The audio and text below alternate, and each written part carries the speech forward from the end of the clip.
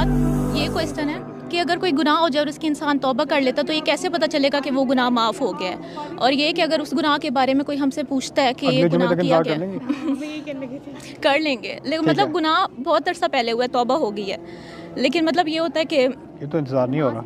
नहीं, नमाज भी पढ़ें, कुरान भी पढ़ें, अल्लाह ताला से कनेक्शन बन गया, फिर कुछ अरसे बाद वो कनेक्शन ऐसा लगता है जैसे ख़त्म हो रहा है। नमाज भी पढ़ी जा रही है, कुरान पाक सारा कुछ हो रहा है, लेकिन वो कनेक्शन नहीं रहता, तो वो चीज़ कैसे दोबारा रिवाइव होगी?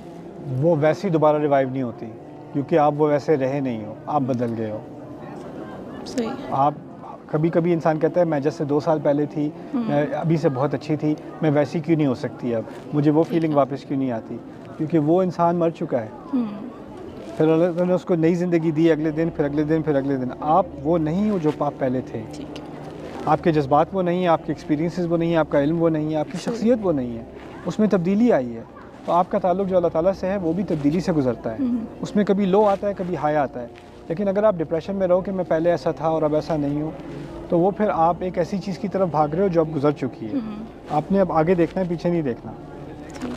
ये खामखा का अपने आप को गिल्ट करना और रिग्रेट करना हमेशा कि ए काश, ए काश, ए काश, इससे फिर इंसान आगे नहीं बढ़ सकता।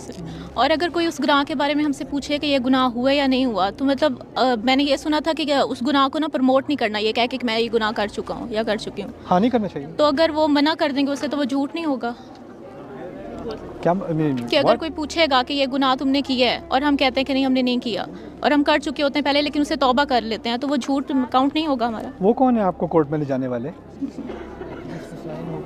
अगर कोई भी पूछता अगर कोई भी किसी का क्या हक है? आपको अल्लाह ताला ने क़यामत के दिन का फरिश्ता अपॉइंट किया है कि आप पूछें क्या अमाल है मेरे? आप क्या कोर्ट ऑफ लॉ में है कि कोई जज सामने खड़ा है और आपके खिलाफ केस हो रहा है? किसका हक? आपको कभी लगेगा कि आप किसी से जाके पूछें आपने क्या गुनाह किया है? आप कभी करोगी? नहीं। तो किसी और को कैसे हक मिल गया आपसे करने का? ये कहाँ की अकल है ये? तो आपको इस तरह फील करने की कि मैंने झूठ बोला। पहला सवाल तो ये, आप मुझे ये समझा दें कि आपने ये सवाल पूछा क्यों? सर जैसे मतलब फ्रेंड्स पूछती हैं अगर कोई, क्यों पूछती हैं?